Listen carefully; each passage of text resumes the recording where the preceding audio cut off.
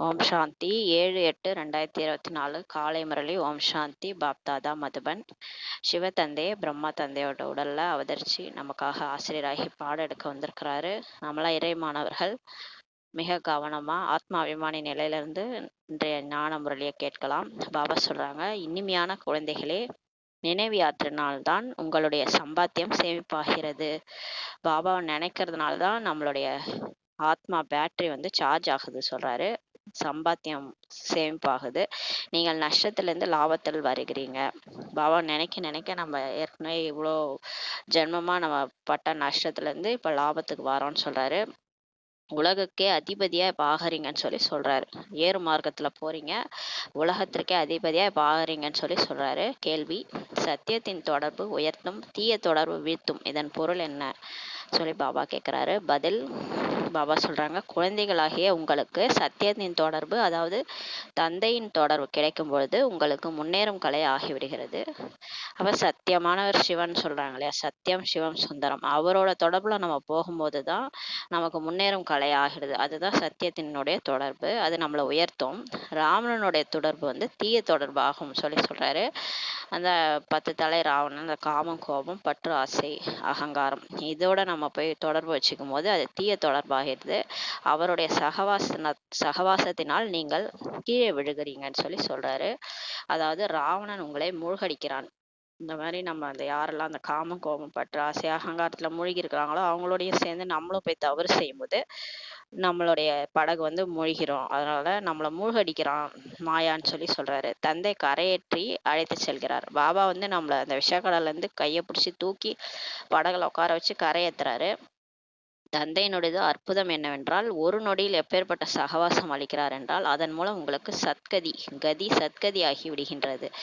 பாபாவுடைய அதிசயம் என்னன்னு பார்த்தீங்கன்னா, அவர் ஒரு நொடியில நம்மளுடைய சகவாசம், எப்பேற்பட்ட சகவாசம் அளிக்கிறாருன்னா, ஒரு நொடியில நமக்கு கதி சத்கதி ஆயிடுது. எனவே அவர் மந்திரவாதி என்றும் அழைக்கப்படுகிறார். நம்மளும் ஒரு காலத்துல ராவண ராஜ்யத்துல தான் இருந்தோம். நம்மளும் எல்லாத்துலேயும் மூழ்கிதான் இருந்தோம். ஆனால் எப்படி அவர் ஒரு செகண்டில் பூட்டை திறந்து நம்மளை எப்படி அவர் வழியில் கொண்டு போகிறாரு, அதுதான் அவர் மந்திரம் பண்ணுறாரு. அதனால் அவர் மந்திரவாதின்ட்டு அழைக்கப்படுகிறார் பாபா சொல்கிறாரு. ஓம் சாந்தி. குழந்தைகள் நினைவில் அமர்ந்திருந்தார்கள். இதற்கு நினைவு யாத்திரை என்று கூறப்படுகிறது. இப்போ நம்ம பாபா நினைவில் உட்காந்துருக்கிறோன்னா அதுக்கு பேர் நினைவு யாத்திரைன்னு சொல்கிறார். யோகா கிடையாது. யோகான்ற வார்த்தையை பயன்படுத்தாதீங்கன்னு பாபா சொல்கிறாரு. தந்தையை நினைவு செய்யுங்கள். அப்பாவை நினைவு பண்ணுறதுக்கு எதுக்கு யோகா பண்ணணும்? அப்பாவை குழந்தைகள் நினைவு செய்யணும். அவரை அப்படியே அன்பா நினைங்கன்றாரு. அவர் ஆத்மாக்களின் தந்தை, பரம்பிதா, பதீத்த பாவனர் ஆவார். அவர் தான் எல்லா ஆத்மாக்களுடைய அப்பா, பதீத்த பாவனரா இருக்கிறாரு. அந்த பதீத்த பாவனரை தான் நம்ம நினைவு செய்யணும். தேகத்தின் எல்லா சம்பந்தத்தையும் விடுத்துட்டு ஒரு தந்தையை மட்டும் நினைவு செய்யுங்கன்ட்டு சொல்றாரு. நீங்க இறந்தால் உலகமே இறந்தது போல என்று கூறுகிறார்கள் அல்லவா. இந்த பூனை கண்ணை முடிச்சுன்னா அந்த உலகமே அழிஞ்சிச்சுன்னு நினச்சிக்குமா, அது மாதிரி சொல்றாங்க இல்லையா. அந்த மாதிரி நம்ம இறந்துட்டா உலகமே இல்லை அப்படின்ற, அதுதான் உண்மை. நம்ம லைஃப் முடிஞ்சிச்சுன்னா இந்த உலகமே முடிஞ்சிரும்னு பாபா ஒரு முரளியில கூட சொல்லியிருக்கிறாரு. உங்க வாழ்க்கையினோட கடைசியில இந்த உலகமே முடிஞ்சிரும் அப்படின்னு சொல்றாரு. தேகத்துடன் சேர்த்து தேகத்தின் அனைத்து சம்பந்தங்கள் எவையெல்லாம் இந்த கண்களுக்கு தென்பட்டு கொண்டிருக்கிறதோ அவற்றையே நினைவு செய்யாதீர்கள். இப்ப என்னெல்லாம் நீங்க பாக்குறீங்களோ அதெல்லாம் பார்க்காதீங்க, பார்த்தும் பார்க்காம இருங்கன்னு சொல்றாரு. அதை நினைக்காதீங்க, ஏன்னா கடைசியில அந்த நினைவு வந்துடும். ஒரு தந்தையை மட்டும் நினைவு செய்தீர்கள் என்றால் உங்களுடைய பாவங்கள் எரிந்து போயிடும். பாபான்னு நினைக்க நினைக்க நமக்கு எவ்வளோ சுகம் வருது, ஜாலியா இருக்கு இல்லையா. அவரை நினைச்சாலே ஒரு சந்தோஷம். அதை அவரை நினைக்க நினைக்க நம்ம இருக்கிற பாவம்லாம் போயிடும். புத்தியில இருக்கிற பாவம், மனசு புத்தியால் நம்ம செஞ்ச பாவங்கள் எல்லாமே போயிடும்ன்றாரு. நீங்கள் பல பிறவிகளின் பாவாத்மாக்கள் ஆவீர்கள் அல்லவா. நம்ம இந்த ஒரு ஜென்மம் கிடையாது, நம்ம பல பிறவிகளா பாவம் பண்ணியிருக்கிறோன்றத பாபா சொல்லிதான் நமக்கே தெரியும் இல்லையா. இந்த பிறவிலே நம்ம செஞ்சது பாவம்னு தெரியாம நம்ம இருந்திருக்கிறோம். இப்பதான் தெரியுது எண்ணம் சொல் செயலால கூட யாருக்குமே துக்கம் கொடுக்கூடாதுன்ட்டு. அப்ப நம்ம எவ்வளோ செயலால துக்கம் கொடுத்துருப்போம், தெரியாமலே பண்ணியிருப்போம். அதான் பாபா சொல்றாரு, இது இருப்பதே பாவாத்மாக்களின் உலகமாக. இப்போ இங்க எல்லாமே பாவம் செய்யறவங்க தான் இருக்கிறாங்க. அந்த உலகத்துலதான் நம்மளும் மாட்டிட்டு இருக்கோம் சொல்றாரு பாபா. சத்தியகம் புண்ணிய ஆத்மாக்களின் உலகமாகும். ஆனா சொர்க்கத்துல அப்படி இருக்க மாட்டாங்க. அங்க எல்லாருமே ஆத்ம உணர்வுல காரியம் செய்யறதுனால அக்கர்மா செய்வாங்க. அதுங்க புண்ணிய ஆத்மாக்களுடைய உலகம் சொல்றாரு. இப்போது பாவங்கள் அனைத்துமே நீங்கி புண்ணியம் எப்படி சேமிப்பாகும்? இப்ப நம்ம பாவம் பண்ணியிருக்கிறோம், அதனாலதான் இந்த உடல் எடுத்து அனுபவிக்கிறோம், துக்கம் ஏற்படுது. இப்ப இதுல இருந்து எப்படி நமக்கு புண்ணியம் சேமிப்பாகும்? அதுக்கு வந்து தந்தையின் நினைவினால் தான் சேமிப்பாகும் சொல்லி பாபா சொல்றாரு. ஆத்மாவில் மனம் புத்தி உள்ளது அல்லவா, ஆத்மால தான் மனசு புத்தி இருக்குது. எனவே ஆத்மா புத்தி மூலமாக தான் இறைவனை நினைவு செய்ய வேண்டும் சொல்லி பாபா சொல்றாரு. பாருங்க, அந்த ஆத்மா தான் அந்த உடல்ல இருந்து விடுபட்டு இருக்கு. அந்த ஆத்மால தான் மனசும் இருக்குது, புத்தியும் இருக்குது, சம்ஸ்காரமும் இருக்குது. அதை தான் அதை எடுத்துக்கிட்டு அடுத்த பிறவி வரைக்கும் போகுது. மனசுல என்ன இருக்குது, அவங்க உடலை விட்டா கூட அவங்களுக்கு எல்லாமே இருக்கும். மனம் இயங்கும், புத்தியும் இயங்கும், சம்ஸ்காரமும் அவங்க இது வரைக்கும் எந்த மாதிரி இருந்தாங்களோ அதே மாதிரி தான் இருப்பாங்க. அந்த உடலை விட்டா கூட அடுத்து அது உடல் எடுக்கும்போது அதே சம்ஸ்காரத்தோட தான் பிறந்து வராங்க. அதனால ஆத்மால தான் வந்து அந்த மனசு புத்தி இருக்குது. அந்த ஆத்மா தான் பாபா இப்போ வந்து சொல்றாரு. சரீரத்தை அவர் கேட்கவே இல்லை, ஏன்னா சரீரம் அழிஞ்சு போயிடும். சரீரம் அவர் நினைச்சு என்ன பண்ண போகுது, ஆத்மா தான் நம்ம உயிர். இந்த உடல்ல இருக்கிற வரைக்கும் தான் அந்த உடல் வந்து இயங்குது. அப்ப அந்த உயிர் வந்து பாபாவை நினைக்கணும். அப்ப ஆத்மா வந்து புத்தி மூலமா நினைவு செய்யணுன்றாரு. உங்களுடைய நண்பர்கள் உறவினர்கள் யாரெல்லாம் இருக்கிறாங்களோ அவர்கள் அனைவரையும் மறந்துருங்கன்னு சொல்லி பாபா சொல்றாரு. அவர்கள் அனைவரும் ஒருவருக்கொருவர் துக்கம் கொடுக்கிறார்கள். இப்போ உலகமே அப்படித்தானே இருக்குது. இப்போ நண்பர்கள் கூட யாரு உண்மையா இருக்கிறாங்க, காசு இருக்கிற வரைக்கும் நல்லா செலவு பண்ணிட்டு விட்டுட்டு போயிடுறாங்க இல்லையா. காசு இருக்கும்போது வருவாங்க, நம்மள்ட்ட ஒரு பைசா இல்லைன்னா நம்மளை மதிக்கவே மாட்டாங்க. அந்த மாதிரி நண்பர்கள் தானே இப்போ இருக்கிறாங்க. அதான் பாபா சொல்றாரு, எல்லாருமே ஒருவருக்கு ஒருவர் துக்கம் தான் கொடுக்குறாங்க. ஒன்று காமவாள் செலுத்தும் பாவம் செய்கிறார்கள், ஒன்று காமத்துக்காக பாவம் செய்கிறாங்க, மற்றொரு பாவம் என்ன செய்கிறாங்க தெரியுமா. பாபா கேட்குறாரு, ஒரு பாவம் சொல்லிட்டாரு, இன்னொரு பாவம் என்ன செய்கிறாங்க தெரியுமா.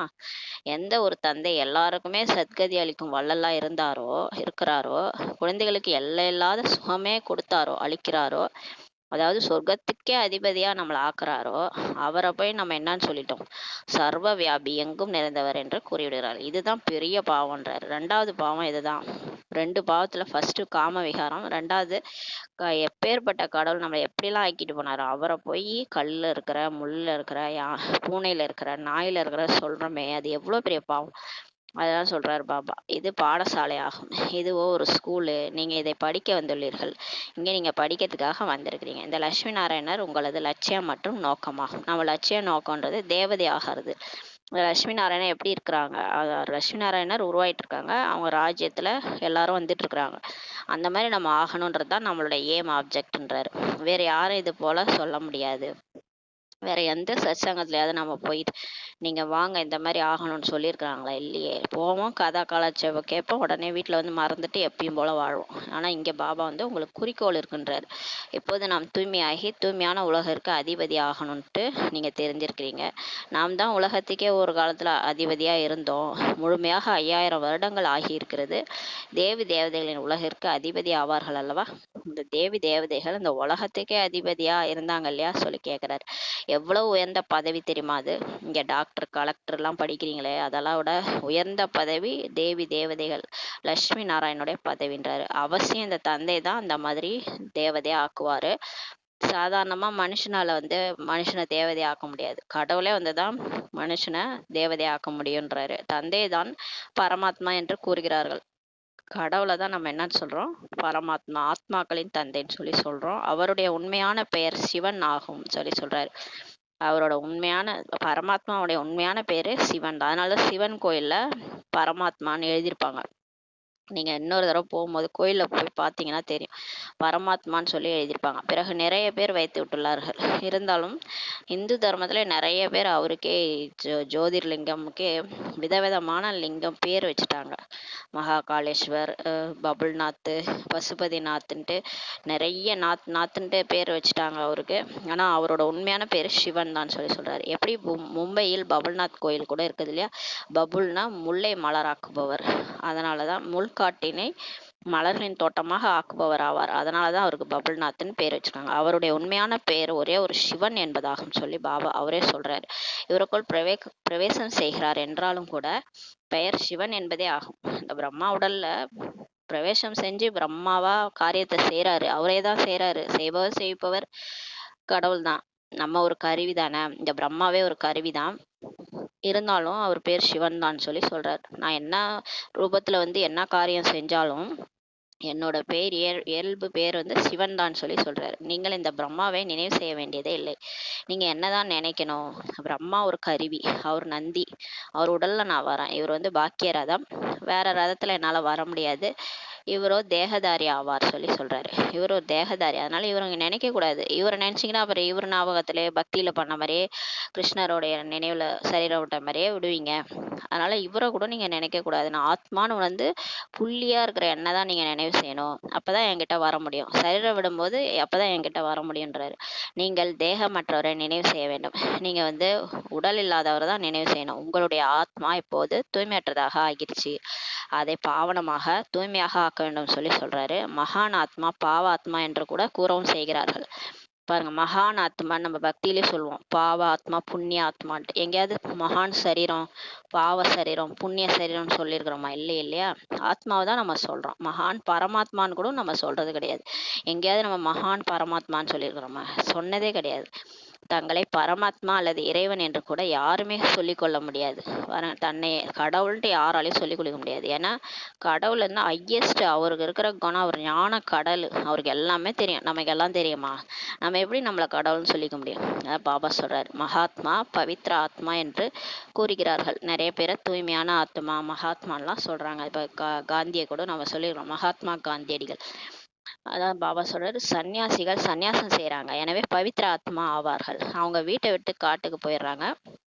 வீட்டையே சன்னியாசம் பண்ணி தூய்மையா இருக்கிறதுனால அவங்க பேர் என்ன சொல்றோம்னா தூய்மையான ஆத்மா பவித்ர ஆத்மா ஆவார்கள் சொல்லி சொல்றாரு. அவர்கள் கூட அனைவருமே மறுஜன்மம் தான் எடுக்கிறாங்க என்று தந்தை இப்ப நமக்கு புரிய வைத்திருக்கிறார்.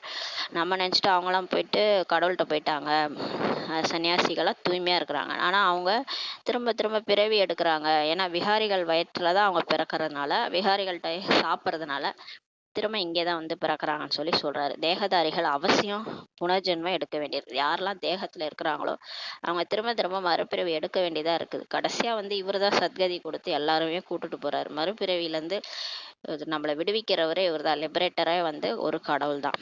விகாரத்தினால் தான் ஜன்மம் எடுத்து பின் பெரிய வாலிபன் ஆகும் பொழுது சன்னியாசம் செய்து விடுகிறார்கள். சன்னியாசிகள் காம விகாரத்தினால்தான் பிறக்கிறாங்க.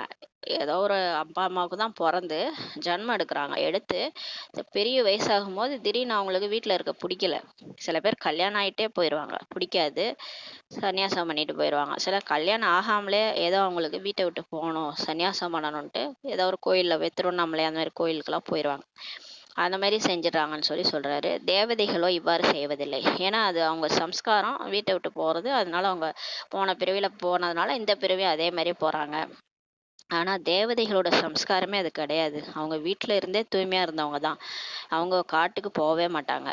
தேவதைகளோ இவ்வாறு செய்வதில்லை. அவர்களும் என்றைக்குமே தூய்மையாக உள்ளார்கள்.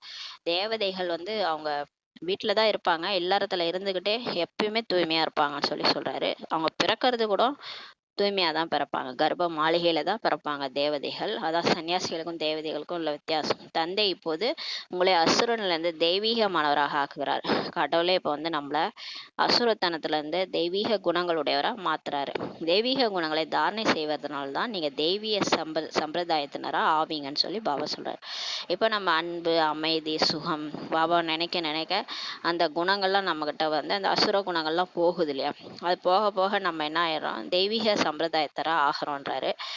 தெய்வீக சம்பிரதாயத்தினர் சத்தியுகத்தில் தான் இருப்பாங்க. ஆனா இப்ப இருக்கிற இந்த உலகத்துல நம்மளால ஃபுல்லா ஏன்னா உடல் இந்த விகாரத்தினால பிறந்ததுனால உடல் கோஆப்ரேட் பண்ணாது. இருந்தாலும் உடலை பார்த்தா தேவதை மாதிரி இருக்காது. இருந்தாலும் ஆத்மால இருக்கிற குணங்கள் மட்டும் மாறிக்கிட்டே வரும். கடைசியா ஃபுல்லா தூய்மையாயிட்ட பிறகு உடலை விட்டு நம்ம போயிடும்.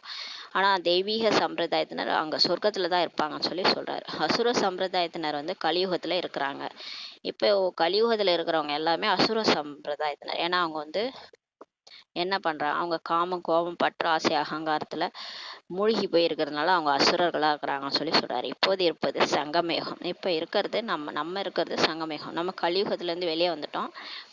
நம்ம பாபா கிட்ட இறை மாணவனாகி படிச்சுட்டு இருக்கிறதுனால நம்ம சங்கமயுகத்துல இருக்கிறோம். இப்போது உங்களுக்கு தந்தை கிடைத்துள்ளார். இப்போ நமக்கு இறைவனே கிடைச்சிட்டாரு. இப்போது நீங்க மீண்டும் அவசியம் தெய்வீக சம்பிரதாயத்தினர் ஆகணும்னு சொல்லி சொல்றாரு.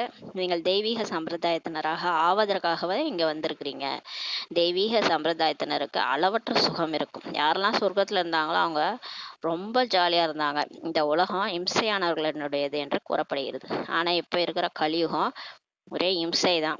வார்த்தைகளாலே இம்சை, சொல்லாலே இம்சை, செயலாலையும் இம்சை தான் செய்கிறாங்க இல்லையா. எல்லாருக்குமே தொந்தரவு தான். அதனால இந்த கலியுகம் இம்சையானவர்களுடையது சொல்லப்படுது. தேவதைகள் வந்து அஹிம்சையாளர்கள். சொல்லுவாங்கள்ல, காந்தி வந்து அஹிம்சை மூலமாக ஃப்ரீடம் வாங்கி கொடுத்தாரு, விடுதலை வாங்கி கொடுத்தாரு.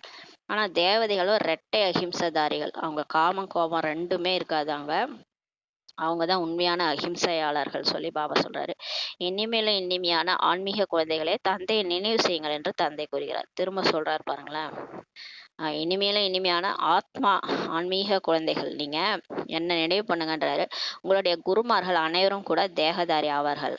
பாருங்க, ஏற்கனவே நம்ம நிறைய குருமார்கள் பக்தியில போயிருப்போம். சாய்பாபா, இந்த ராகவேந்திரர், அவங்களாம் கூட தேகதாரி தான், அவங்க கடவுள் கிடையாதுன்றாரு. இப்போது ஆத்மாக்களாகி நீங்க பரமாத்மா தந்தையை நினைவு செய்யணும்.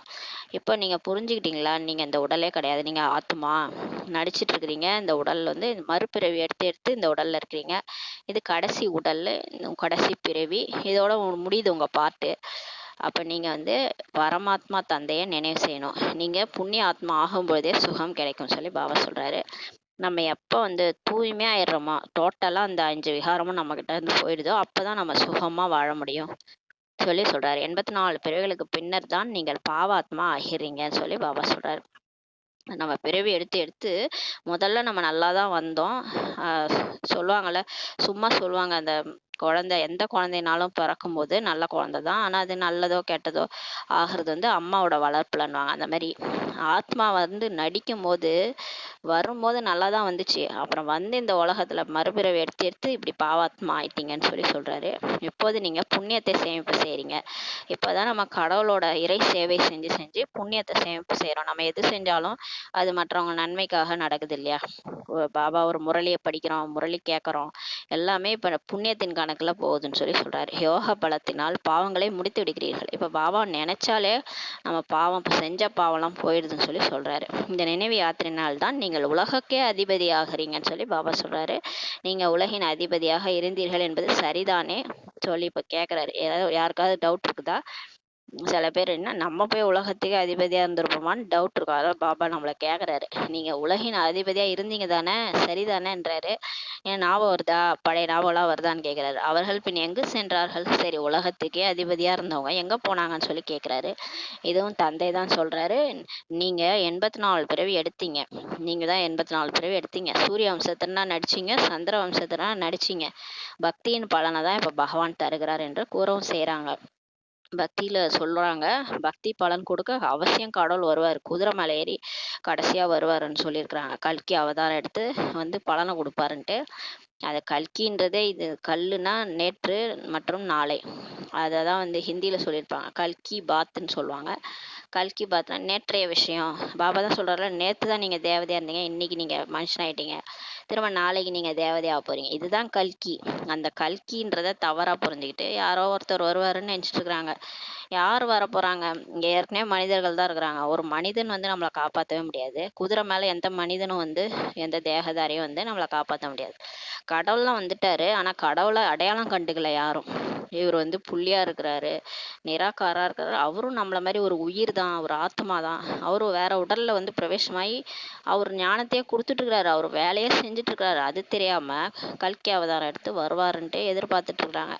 பகவான் என்று எந்த தேகதாரிக்குமே சொல்லப்படுவதில்லை சொல்லி பாபா சொல்றாரு. அவர் நிராகாரமானவர், சிவனே ஆவார். அந்த புள்ளியா இருக்கிற சிவன் தான் பகவான் ஆவார். அவருக்காக சிவராத்திரி கூட கொண்டாடுறாங்க. அப்படின்னா அவசியம் அவர் வந்திருக்கிறாரு இல்லையா, வருகிறார் அல்லவா. ஆனால் நான் உங்களைப் போல பிறவி எடுப்பதில்லை என்று கூறுகிறார். திரும்ப திரும்ப சொல்லி புரிய வைக்கிறாரு. நான் வந்து பிறப்பிறப்பில் வர்றதில்ல, நான் டைரக்டா ஒரு சரீரத்துல லோன் எடுத்து வர வேண்டியிருக்குன்னு சொல்லி சொல்றாரு. எனக்கென்று உடலே கிடையாது, எனக்குன்னு ஒரு தனி உடல்ல வந்து நான் நடிக்கிறது கிடையாது. ஏன்னா நானும் நடிச்சேன்னா நானும் உங்களை மாதிரி மாட்டிக்குவேன், அப்புறம் உங்களை யார் காப்பாத்துறதுன்னு ஒரு முறையில சொல்லியிருந்தார் இல்லையா. அதனால அவருக்கு தனி உடல் கிடையாது. அதனால இவரோட உடல்ல லோன் எடுத்து வராரு.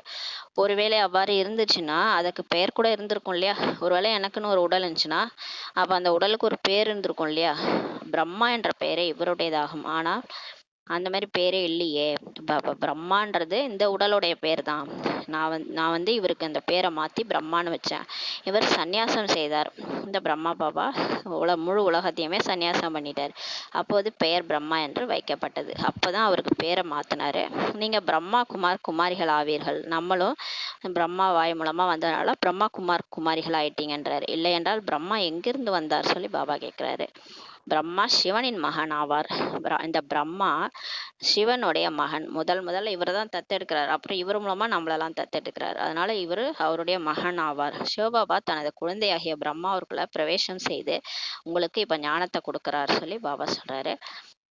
பிரம்மா விஷ்ணு சங்கரன் இவருடைய குழந்தைகள் ஆவார்கள். உண்மையிலே பிரம்மா பக்தி மார்க்கத்துல சொல்றாங்கல்ல, பிரம்மா விஷ்ணு சங்கரர். பிரம்மா மூலமாக படைப்பு, விஷ்ணு மூலமாக பாலனை, சங்கரன் மூலமாக விநாசம். இந்த மூன்று மும்மூர்த்திகள் திருமூர்த்திகள் வந்து கடவுளுடைய படைப்பு. இவங்க வந்து சிவபாபாவுடைய குழந்தைகள் ஆவார்கள் சொல்லி சொல்றார். நிராகார தந்தையின் அனைத்து குழந்தைகளுமே நிராகாரமானவர் ஆவார்கள். இப்ப நம்ம கூட அவருடைய குழந்தைகள் தான். அவரு நிராகாரனா அவரை மாதிரியே நம்மளும் நிராகார் தான், நம்மளும் புள்ளி தான், நிராகாரமான குழந்தைகள் நம்ம அப்படின்னு சொல்லி சொல்றாரு. ஆத்மாக்கள் இங்கு வந்து சரீரத்தை தாரணை செய்து தத்தம் பாகத்தை நடிக்கிறார்கள். இப்ப நம்ம எல்லாருமே நிராகாரமான ஆத்மாக்கள் பரந்தாமத்துல இருந்து வந்து இங்க சரீரம் எடுத்து அவங்கவுங்க பாகத்தை நடிக்கிறாங்கன்னு சொல்லி சொல்றார். நான் வருவதே பதிதர்களை பாவனமாக்க என்று தந்தை கூறுகிறார். நீங்க நடிக்க வந்துட்டீங்க. நீங்க பாட்டுக்கு வந்து இங்க எவ்வளவு அட்டகாசம் பண்ணி வச்சிருக்கீங்க. அழகா இருந்த உலகத்தை இப்படி ஆக்கி வச்சிருக்கிறீங்க. இப்ப கூக்குரலிடுறீங்க, வாங்க கடவுளே என்னை காப்பாத்து, ஐயோ நீ வந்து நான் உன் கூட வந்துறன்ட்டு கத்துறோம் இல்லையா பக்தியில. அதெல்லாம் பாபா சொல்றாரு, நான் வந்திருக்கிறதே உங்களை தூய்மையாக்கதான்னு சொல்லி பாபா சொல்றாரு. நான் இந்த சரீரத்தை கடனாக இருக்கிறேன். இவர் உடம்பு கொஞ்ச நாளைக்கு எனக்கு கொடுக்குறாரு. அவர் எவ்வளவு நாளைக்கு உயிரோட இருக்கிறாரோ அவ்வளவு நாளைக்கு தான் நானே இருந்து இந்த சரீரத்துல உங்களுக்கு ஞானத்தை சொல்ல வந்திருக்கிறேன். லோன் எடுத்து தான் வந்திருக்கிறேன். எனக்கே இவ்வளோ டைம் தான் சொல்லி சொல்றாரு. சிவ பகவான் வாட்ச். சிவ பகவானின் மகா வாக்கியம் என்றுள்ளது அல்லவா. கிருஷ்ணரையோ பகவான்ட்டு சொல்ல முடியாது. கிருஷ்ணர் தேவதை ஆவார். பகவான் ஒரே ஒருத்தர் தான். முழு உலகத்துக்குமே கடவுள் ஒருத்தர் தான் சொல்லி பாபா சொல்றாரு. ஏன்னா எல்லாரும் கிருஷ்ணரை ஏத்துக்க மாட்டாங்க. மற்ற தர்மத்துல இருக்கிறவங்க கண்டிப்பா கிருஷ்ணரை ஏத்துக்க மாட்டாங்க. அதனால பாபா சொல்றாரு, கிருஷ்ணர் வந்து தேவதை, அவரே பகவான்ட்டு சொல்ல முடியாது. கிருஷ்ணரின் மகிமையே தனியாகும். ஆனா அவருக்கும் மகிமை இருக்குது. அவரு 16 கலை சம்பூர்ணம் பெற்றவர். அவர் வந்து தேவதையா இருந்தவர். முதல் இளவரசன் அவரு. முதல் நம்பர் தேவதைகள் ராதே கிருஷ்ணர் தான் ஆவார்கள். அவர்கள் சுயம்பரத்துக்கு பின்னாடி தான் லட்சுமி நாராயணா ஆகிறாங்க. ஆனால் இது யாருக்குமே தெரியாது சொல்லி பாபா சொல்றாரு. ராதே கிருஷ்ணர் பற்றி யாருக்குமே தெரியாது. அவர்கள் பின் எங்கே சென்று விடுகிறார்கள் சொல்லி பாபா கேட்கிறார். சரி, ராதே கிருஷ்ணர் பத்தி கதையெல்லாம் இருக்குது. அவங்கதான் லட்சுமி நாராயணன் ஆகுறாங்கன்னு சொல்லி யாருக்குமே தெரியாது. சரி, அவங்க அப்புறம் என்ன ஆகுறாங்க, ராதே கிருஷ்ணர் என்ன ஆகுறாங்க?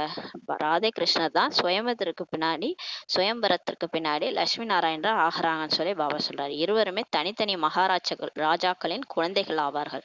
இப்ப கிருஷ்ணர் ஒரு இடத்துல சொர்க்கத்துல ஒரு மகாராஜாவுக்கு குழந்தையா இருக்கிறாரு. அதே மாதிரி ராதை இன்னொரு மகாராஜாவுக்கு வேற இடத்துல குழந்தையா இருப்பாங்க. 2 பேருக்கும் சுயம்பரம் நடக்கும். அப்புறம் ஒன்னா கல்யாணம் ஆயிட்டு அவங்க வந்து அந்த தூய்மையான இல்லற தர்மம், தூய்மையான இல்லற ஆசிரமத்துல வாழறாங்க. அவங்க அங்க சொர்க்கத்துல வாழறாங்க, ராஜ்யம் செய்யறாங்க.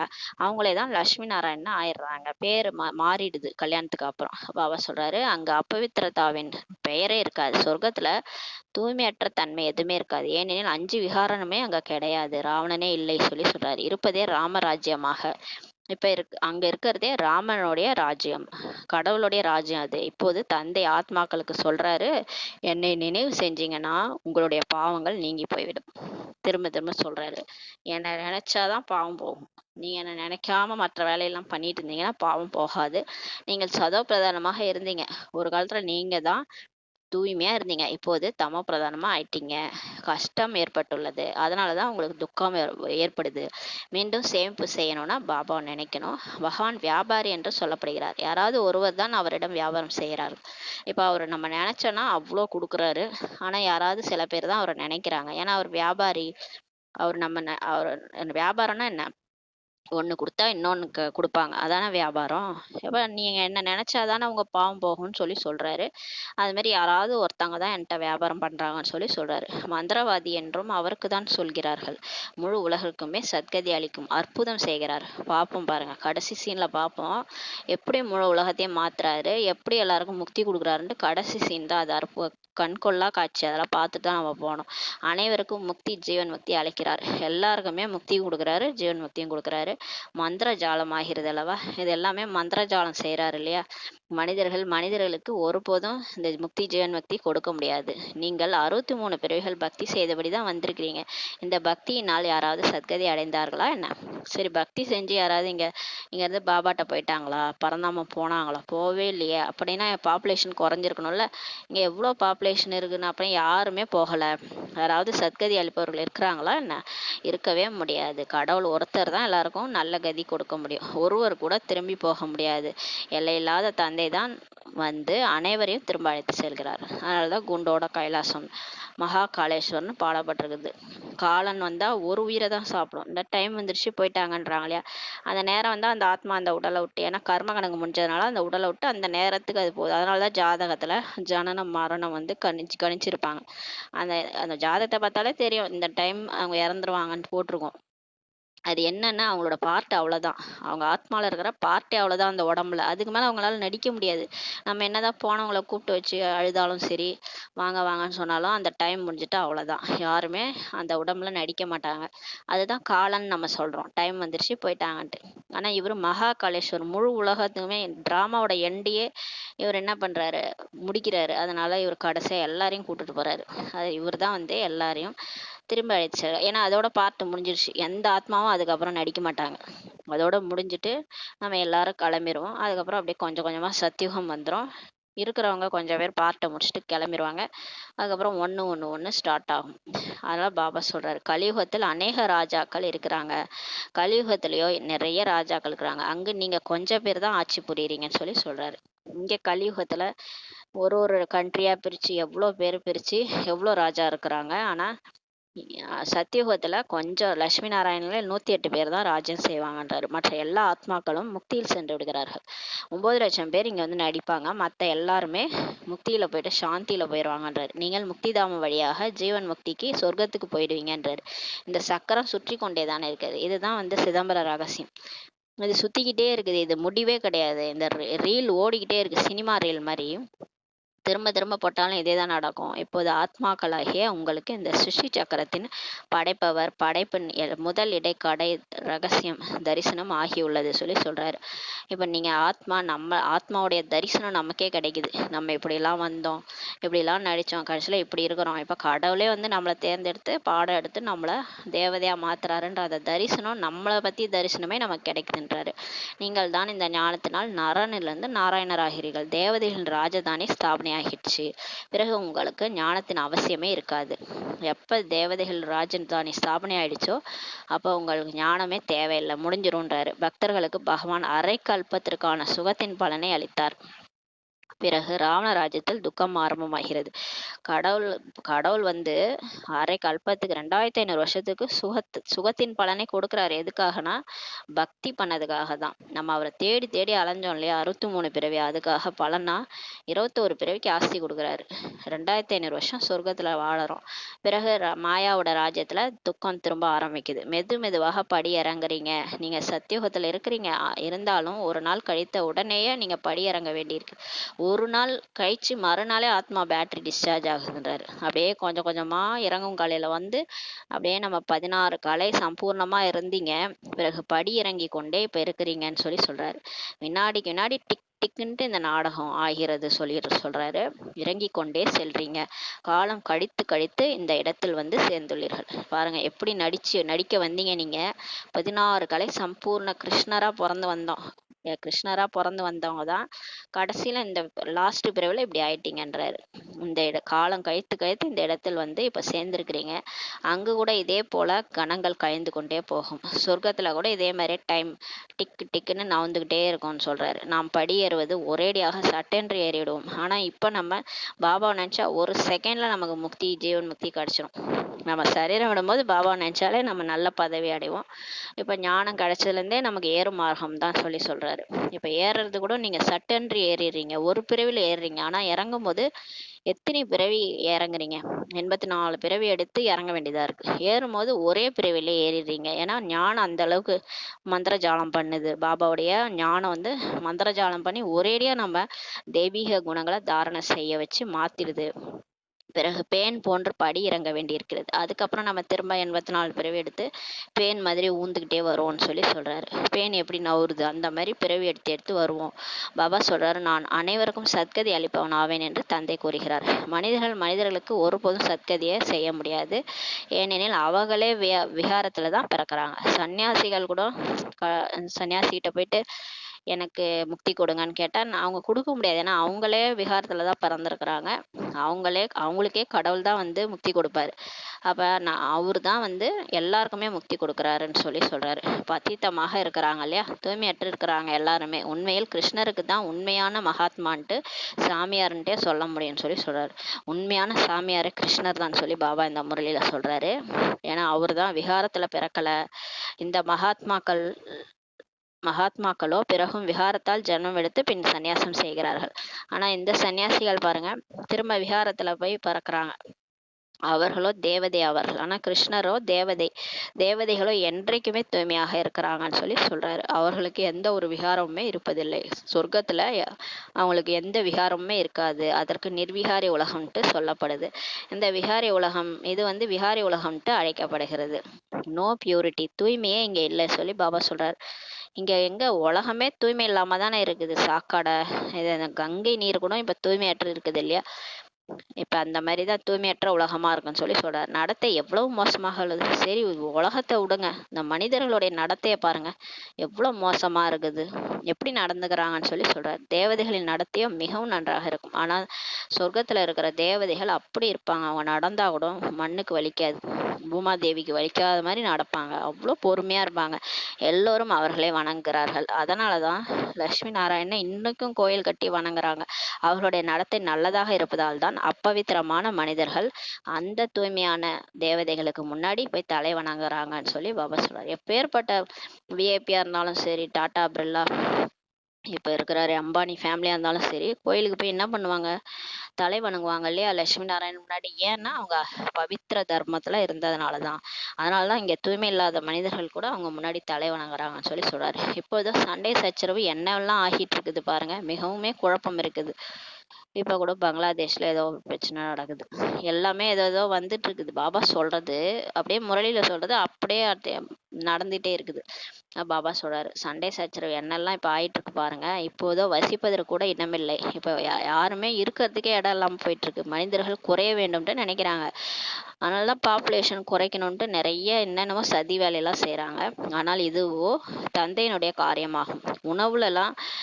உணவை வந்து ரொம்ப விஷமாக்கிட்டாங்க. அதன் மூலமாவே நிறைய மரணம் நடக்குது. ஏன்னா பாப்புலேஷனை குறைக்கணும்ட்டு இந்த வேலையெல்லாம் செய்யறாங்க. ஆனால் இதுவோ தந்தையினுடைய காரியமாகும். அவங்க நினைக்கிறாங்க நம்ம பாப்புலேஷனை குறைக்கலான்ட்டு. ஆனா எப்படி பாப்புலேஷன் குறைக்க முடியும்? என்ன ஆகுது? இறப்பு விகிதம் அதிகரிக்குது, அப்படியே பிறப்பு விகிதமும் அதிகரிக்குது. ஒரு பக்கம் இறக்குறாங்க, ஒரு பக்கம் பிறக்குறாங்க. அப்ப எங்க இந்த பாப்புலேஷன் குறையும்? பாபா சொல்றாரு, இந்த பாப்புலேஷன் குறைக்கிறதெல்லாம் உங்களால முடியாது, நான் தான் செய்வேன். இது வந்து என்னுடைய காரியம் பாபா சொல்றாரு. அவர் வந்து ஒரேடியா எல்லாரையும் முடிச்சுட்டு தூக்கிட்டு போயிடுவாரு. அவ்வளவுதான். 9 லட்சம் பேர் தான் வருவாங்க. ஃபுல்லா பாப்புலேஷன் குறைச்சிட்டு கூட்டு போயிடுவாரு. பாபா சொல்றாரு, சத்தியுகத்தில் மிகவும் குறைவான மனிதர்கள் தான் இருப்பாங்க. இத்தனை எல்லா சரீரங்களின் அழிவு ஏற்பட்டு விடுகிறது. கடைசியில சொர்க்கத்துல 9 லட்சம் பேர் தான் நடிக்க வருவாங்க. மற்ற எல்லா சரீரமும் எப்படி விநாசத்தின் மூலமா அழிஞ்சு போயிடும்ன்றாரு. மற்ற எல்லா ஆத்மாக்களும் தங்களது இனிமையான இல்லத்திற்கு ஸ்வீட் ஹோமுக்கு போயிடுவாங்க. கடைசியா அங்க நடிச்சு வெறுத்து போய் இதெல்லாம் ஒரு வாழ்க்கையான்னு எல்லாருமே உடலை விட்டு கிளம்பி பரந்தாமத்துக்கு போயிடுவாங்க. ஸ்வீட் ஹோம்ல போய் அமைதியா இருப்பாங்கன்னு சொல்றாரு. தண்டனைகளை வரிசைக்கிரமாக அவசியம் அனுபவிக்கிறார்கள். ஆனா எல்லாரும் தான் பண்ண தப்புக்கு கண்டிப்பா வரிசைகரமா அவசியம் அனுபவிச்சுட்டு தான் போவாங்க அந்த உடலை விட்டுன்னு சொல்லி சொல்றாரு. யார் முழுமையாக முயற்சி செய்து வெற்றி மாலையின் மணி ஆகிறாங்களோ அவங்க தான் தண்டனையிலிருந்து விடுபட்டு விடுகிறார்கள். பாபா சொல்றார் பாருங்க. பாபா சொல்ற பேச்சு கேட்டு ஸ்ரீமத் படி நடந்து ஒழுங்கா முயற்சி பண்ணி வெற்றி மாலையில மணி ஆகிற அந்த 8 பேர் தான் தண்டனை இல்லாம விடுபட்டு விடுகிறார்கள். மற்ற எல்லாருமே தண்டனை அடைஞ்சு தான் போவாங்கன்னு சொல்லி பாபா சொல்றாரு. தர்மராஜ்புரியில கிராஸ் பண்ணி தான் நம்ம போயாகணும். அங்க அவர் கேள்வி கேட்பார், நீ ஏன் இப்படி பண்ண? நான் வந்து உனக்கு ஸ்ரீமத் சொன்னேன் இல்லையா, இது மாதிரி செய்யக்கூடாது, இது மாதிரி பேசக்கூடாதுன்னு. நீ கம்முன்னு இருந்தியா? நீ கர்மேந்திரியங்களை அடக்கணியா? கண்ணு காது மூக்கு வாய் எல்லாம் அதிர்ஷ்டத்துக்கு ஆடிச்சு நீ ஆத்மா அதுக்கு அடிமையா உட்காந்துருந்த இல்லையா அப்படின்னு கேட்பாரு. அப்புறம் எங்க இருந்து நீ ராஜா ஆகிறது? நீ போய் பிரஜை ஆகுன்னு சொல்லிடுவாரு. இந்த மாதிரி நம்ம தண்டனை அடைஞ்சு நமக்கு பின்னாடி வந்தவங்களாம் நல்ல பதவி, நம்ம ஒரு கம்மியான பதவினா எப்படி இருக்கும்? அந்த மாதிரிலாம் தண்டனை அனுபவிச்சு தான் நம்ம போவோம். அதனால இப்பவே ஒழுங்கா முயற்சி பண்ணுங்கன்னு சொல்லி பாபா சொல்றாரு. மாலை ஒருவருடையதோ ஆவது இல்லை. பாபா சொல்றாரு, மாலையோ ஒருத்தவங்களுக்கெல்லாம் மாலை அமைக்க முடியாது. நான் தனியா தான் இருப்பேன், நான் யாரோடய ஒத்து வாழ மாட்டேன், பிக்கே ஆயிட்டா யாரோடய எனக்கு ஒத்து போக மாட்டுது, எனக்கு ஒரு தனியா மாலை உருவாக்குங்க பாபான்லாம் சொல்ல முடியாது. பாபா சொல்றாரு, 108 மாலை எல்லாரும் ஒன்னோட ஒண்ணு ஒன்னா சேரணும், எல்லாம் ஒத்துமையா இருந்தாதான் சம்ஸ்காரம் ஒன்றிணைங்கும் போதுதான் மாலையே உருவாகும்னு சொல்லி சொல்றாரு. நான் தனி காட்டுராஜா, நான் தனியா தான் இருப்பேன்னா உங்களுக்கு மாலை தனியாலாம் உருவாக்க முடியாது சொல்லி சொல்றாரு. யார் அவர்களை இது போல ஆக்கினாரோ அவர் மலர் ஆவார். இப்ப எல்லாரையும் ஒற்றுமையாக்கி தெய்வீக குணங்களை தாரணை பண்ண வச்சவர் யார் தெரியுமா? அவர் தான் வந்து கடவுள், அவர் தான் மலர், அவர் தான் அந்த மாலையில மலரா இருக்கிறாரு. அந்த 108 மாலையில மேல ஒரு மணி இருக்கும் பாருங்க, அதுதான் மலர், மேருன்னு சொல்லுவாங்க. அதனாலதான் இந்த மாதிரி ஒற்றுமையா ஆக்கி எல்லாரையும் மாலையை உருவாக்குறாரு. கடைசியில அந்த 108 மாலை உருவாகும். பிறகு மேரு இல்லற மார்க்கம் ஆகும் அல்லவா. மேருக்கு அப்புறம் 2 ஜோடியா தான் இருக்கும். ஏன்னா இது இல்லற மார்க்கம்ன்றதுனால ஜோடி ஜோடியா அங்க மணிகள் இருக்கும் மாலையில சொல்லி சொல்றாரு. 108 மாலையில ஜோடி ஜோடியா தான் இருக்கும், தனித்தனியா இருக்காது. அதனால இப்பயே புரிஞ்சுக்கோங்க, தனியாலாம் நீங்க ராஜ்யம் பண்ண முடியாது. எல்லாரோடையும் ஒத்து வாழ்ந்தாதான் நம்ம அங்க போவே முடியும். யாரோடையும் ஒத்து போக மாட்டோம், நான் தனியாதான் இருப்பேன்லாம் இருக்கவே முடியாது சொல்றாரு. எனவே ஜோடியின் மாலையாகும், ஒற்றை மணியின் மாலையே இருப்பதில்லை சொல்லி பாபா சொல்றாரு. இது நல்லா புரிய வைக்கிறாரு. ஒரு மணியெல்லாம் வச்சு மாலை உருவாக்க முடியாது, சிங்கிள்லாம் வைக்க முடியாதுன்றாரு. ஜோடி ஜோடியா தான் உருவாக்கணும், உங்களுக்கு தகுந்த உங்களுக்கு சமமானவங்களை உருவாக்குங்கன்னு சொல்லி பாபா சொல்றாரு. சன்னியாசிகளின் மாலை ஆவதில்லை. சன்னியாசிகள்லாம் தனியா மாலையே கிடையாது, அவர்கள் துறவற மார்க்கத்தினர் ஆவார்கள். அவங்களுக்கு மாலை கிடையாது. அவர்கள் இல்லற மார்க்கத்தினருக்கு ஞானமே அளிக்க முடியாது. அவங்க வீட்டை விட்டு காட்டுக்கு போறவங்க எப்படி தூய்மையா இருங்கன்ட்டு வீட்டிலே இருந்துட்டு தூய்மையா இருங்கன்னு நம்மள சொல்ல முடியுமா? ஏன்னா அவங்களாலே வீட்டுல இருந்து தூய்மையா இருக்க முடியலன்னா காட்டுக்கு போறாங்க. அப்புறம் நமக்கு எப்படி அவங்க ஞானம் கொடுக்க முடியும்? அதனால நமக்கு அவங்களுக்கு ஞானம் கொடுக்க முடியாது சொல்லி சொல்றாரு. தூய்மை ஆவதற்காக அவங்களுடையது எல்லைக்குட்பட்ட சந்நியாசமாகும். அவங்களோ தூய்மை ஆவறதுக்காக வீட்டை விட்டு காட்டுக்கு போறாங்க, எல்லைக்குட்பட்ட சந்நியாசம் போறாங்க. அவங்க அடயோகி, இது ராஜயோகம் ஆகும். அவங்க அடயோகம், நம்மளது ராஜயோகம். இறைவனே வந்து நமக்கு சொல்லி கொடுக்குற இது ராஜயோகம், ராஜா ஆகக்கூடிய யோகமாகும். கர்மேந்திரியங்களுக்கு ராஜா ஆகணும், சுயத்தை அடக்கணும், மனசு புத்தி அடக்கணும், கர்மேந்திரியங்களை அடக்கணும், அதுதான் ராஜயோகி. அந்த மாதிரி இருக்கிறவங்க தான் எல்லைக்கு அப்பாற்பட்ட சந்நியாசி, ராஜ ரிஷி. அந்த மாதிரி ஆகுறவங்க தான் உலகத்தையே ஆள முடியும், கிருஷ்ணர் ஆக முடியும். அவங்களுக்கு தான் கடவுளே வந்து பாடம் எடுக்கிறாரு. ராஜ்யத்தை அடைவதற்காக தந்தை உங்களுக்கு இந்த ராஜயோகத்தை கற்பிக்கிறார். இப்ப கடவுளே வந்து ராஜ்யத்தை புடிங்கன்றாரு. விட்ட ராஜ்யத்தை புடிங்க, இந்த மாயா உட்காந்து ஆட்சி பண்ணிட்டு இருக்குது, நீங்க என்னைக்கு அடையிறது? விட்ட ராஜ்யத்தை புடிங்கன்றாரு. அதுக்காக வந்து ராஜயோகத்தை நம்ம கற்பிக்கிறார். கர்மேந்திரியங்களை அடக்குனாலே போதும், முழு உலகமும் நம்ம கண்ட்ரோல்ல வந்துரும்னு சொல்லி சொல்றாரு. தந்தை ஒவ்வொரு 5000 வருடங்களுக்கு பிறகு இப்ப வருகிறார். கடவுள் வராரு, 5000 வருஷத்துக்கு பிறகு வராரு. அரை கல்பம் நீங்க சுகத்துல ஆட்சி புரியுறீங்க, 2500 வருஷம் நீங்க சுகமா வாழறீங்க. பிறகு மாயா ராஜ்யத்துல வந்து மெல்ல மெல்ல நீங்க துக்கம் முடியலாம் ஆயிடுறீங்க. எதனால துக்கம்? 5 தலை, அந்த 10 தலை ராவணன் மாயாவுடைய 5 விகாரத்தினாலதான் நம்ம இப்படி ஆயிட்டோம். இதற்கு துக்கம் சுகத்தினுடைய விளையாட்டு நாடகம்ட்டு சொல்லப்படுது. எப்பயும் சுகமாவே இருக்க முடியாது இல்லையா, துக்கமும் இருக்கும் இல்லையா, அப்பதான் சுகத்தினுடைய அருமை தெரியும்னு சொல்லுவாங்க. மேடுன்னு இருந்தா பள்ளம்னு இருக்கும், அந்த மாதிரி எல்லாமே வாழ்க்கையில இருக்கும். அதனாலதான் பாபா இந்த மாதிரி ஒரு விளையாட்டை உருவாக்கி இருக்கிறாரு. பாண்டவர்களாகிய உங்களை வெற்றி அடையுமாறு இப்ப சேவிக்கிறார். இப்ப நம்மளாம் பாண்டவர்கள், நமக்கு துணையா கடவுளே இருக்கிறாரு, நம்மளை வெற்றி அடைய வைக்கிறாரு. நம்ம வந்து வெளியில போய் யாரையும் வெட்டி குத்தி அந்த அந்த மகாபாரதத்துல காட்டுற மாதிரி மற்றவங்களை கொலை பண்ணிலாம் நம்ம வெற்றி அடைய போறதில்ல. நம்ம அந்த 5 விகாரத்து மேல் தான் நமக்கு போர். நமக்குள்ளாரயே ஒரு மகாபாரத போர் நடக்குது. நமக்குள்ளார ஒரு மல்யுத்தம். மாயாவினுடைய அந்த காமத்தை வெல்லணும், கோபத்தை வெல்லணும், பற்று, ஆசை, அகங்காரத்தை வெல்லணும். எப்படின்னா இந்த கர்மேந்திரியங்களை அடக்கணும். அதுதான் நம்மளுடைய போரேன்னு சொல்லி சொல்றாரு. இப்போது நீங்கள் வழிகாட்டி ஆவீர்கள். நேற்று சொன்னார்ல, நீங்களும் மாஸ்டர் சத்குரு, நீங்களும் ஆசிரியர் ஆகணும், நீங்களும் சத்குரு ஆகணும்னு சொன்னார்ல. அதனால இப்ப நம்ம வழிகாட்டின்னு சொல்லி பாபா சொல்றாரு. வீடு செல்வதற்காக யாத்திரை செய்விக்கிறீங்க. நீங்களும் நினைவு யாத்திரை பண்றீங்க, பாபாவை நினைக்கிறீங்க, மற்றவங்களையும் நினைக்க வைக்கிறீங்க. அந்த யாத்திரைகளை மனிதர்கள் பல பிரிவுகளாக செய்து வெளியே வந்துள்ளார்கள். இப்ப நம்ம காசி, ராமேஸ்வரம் அது மாதிரிலாம் போயிருப்போம் இல்லையா. அதெல்லாம் நிறைய பிறவி நம்ம போய் போய் தான் வந்திருக்கிறோம். மனிதர்கள் செய்ய வச்சாங்க. இப்ப நீங்க வழிகாட்டி நம்ம பரந்தாமத்துக்கு யாத்திரை செய்ய வைக்கிறீங்கன்னு சொல்றாரு. இப்போது உங்களுடைய யாத்திரை வீடு செல்வதற்காக ஆகும். தந்தை அனைவருக்குமே முக்தி, ஜீவன் முக்திக்கான வழியை சொல்றாரு. நீங்க ஜீவன் முக்தியில் போறீங்க, மற்றபடி எல்லாரும் முக்தியில போயிடுவாங்க. ஐயோ என்ற கதறலுக்கு பின்னாடிதான் வெற்றி முழக்கமே ஏற்படுகிறது சொல்லி பாபா சொல்றாரு. இப்போது இருப்பதோ கலியுகத்தினுடைய கடைசி. ஆபத்துகளும் நிறைய வரப்போகிறது. களி முத்திருச்சுன்னு சொல்லுவாங்கல்ல. போக போக அந்த சொல்லுவாங்க, அந்த மோசமான நரகம்னு சொல்லி சொல்லுவாங்க. அது பேர் மறந்துச்சு. அது ஏதோ ஒரு மோசமான நரகம்னு சொல்லி சொல்லுவாங்க. அப்ப ஆபத்துகளும் நிறைய வரப்போகுதுன்னு சொல்லி பாபா சொல்றாரு. பிறகு அந்த நேரத்துல நீங்க நினைவு யாத்திரையில இருக்கவே முடியாது. இப்பயாவது நமக்கு டைம் இருக்குல்ல பாபாவை நினைக்க. இன்னும் போக போக மோசமா எங்க பார்த்தாலும் பிரச்சனை, போர்னு வெடிக்கும் போது நம்மளால பாபாவே நினைக்க முடியாது சொல்லி சொல்றாரு. ஏன்னா உலகம் ஃபுல்லா பிரச்சனைனா நம்ம மட்டும் எப்படி நிம்மதியா இருக்க முடியும்? ஏனெனில் குழப்பங்கள் நிறைய ஏற்பட்டுவிடும் சொல்லி பாபா சொல்றாரு. பாருங்க, நிறைய குழப்பம் வந்துடும். எனவே இப்போது நினைவு யாத்திரை அதிகரித்து கொண்டே செல்லுங்கள். அதனால இப்ப டைம் வேஸ்ட் பண்ணாதீங்க குழந்தைகளே. எப்போ பாபாவை நினைச்சிட்டே இருங்க. எந்த காரியம் செஞ்சாலும் பாபாவை நினைங்க. நினைவு யாத்திரையை அதிகரிங்கன்னு சொல்லி சொல்றாரு. அப்போது பாவங்கள் சாம்பலாகிவிடும். இப்பவே உங்க பாவம்லாம் அழிஞ்சிச்சுன்னா நீங்க லேசாயிடுவீங்க, டபுள் லைட் ஆயிடுவீங்க. உலகத்துல என்ன நடந்தாலும் உங்களுக்கு கவலையே இருக்காது. என்ன பிரச்சனை நடந்தாலும் அந்த டைம்ல நீங்க டபுள் லைட்டா இருப்பீங்க, ஃபரிஸ்தாவாகி பறந்துகிட்டே இருப்பீங்க. பாபா உங்களுக்கு காட்சி காமிச்சிட்டு உங்களை அப்படியே கூட்டிட்டு போவாரு. ஆனா இப்ப நீங்க பாபாவை நல்லா நினைக்கிறவங்க தான் அந்த மாதிரி கடைசி ஸ்டேஜ்ல ஃபரிஸ்தாவா ஆக முடியும். இப்ப நம்ம கோட்டை விட்டுட்டோம்னா கடைசியில தேகாபிமானத்துல எல்லாரும் கத்தி கதறும், உலகமே கத்தி கதறும் போது நம்மளும் என்ன ஆயிடுவோம், பயந்து போய் கிடப்போம். அதான் பாபா இப்பயே என்ன நினைங்கன்னு சொல்லி சொல்றாரு. மேலும் பின் சேமிப்பு செய்யுங்கள் சொல்லி பாபா சொல்றாரு. சதோ பிரதானமாக ஆகுங்கள். பாபாவை நினைச்சா சேமிப்பு ஆகும், தூய்மையாயிரலான்றாரு. நான் ஒவ்வொரு கல்பத்தின் புருஷோத்தம சங்கம் யுகத்துல தான் வரேன்னு சொல்லி பாபா சொல்றாரு. இதுவும் மிக சிறிய பிராமணர்களுடைய யுகம். இந்த சங்கம யுகம் சின்ன யுகம், பிராமணர்களுடைய யுகம். பிராமணர்களின் அடையாளம் கூட குடுமி காட்டுறாங்க இல்லையா. அந்த பிராமணர்கள் தலையில குடுமி வச்சுக்கிறாங்க. ஆனா நம்ம தான் உண்மையிலே உச்சி குடுமி பிராமணர்கள். பிராமணர், தேவதை, சத்திரியர், வைசியர், சூத்திரர் என்ற சக்கரம் கூட இப்போ சுற்றிக்கிட்டே இருக்குது சொல்லி சொல்றாரு. நம்ம தான் பிராமணரா இருந்தோம், அப்புறம் தேவதையானோம், வரிசாவாயி தேவதையானோம், அப்புறம் சத்திரியராயி வைசியராயி சூத்திரராயிட்டு திரும்ப நம்ம பிராமணராயிருக்கோம். இந்த சக்கரம் சுத்திக்கிட்டே இருக்குது.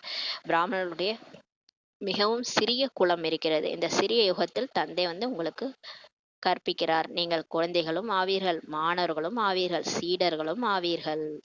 பாருங்க, அந்த அப்பாவுக்கு குழந்தையாவும் இருக்கிறோம், அந்த ஆசிரியருக்கு மாணவராகவும் இருக்கிறோம், அந்த சத்குருவுக்கு சீடராகவும் இருக்கிறீங்கன்னு சொல்லி சொல்றாரு.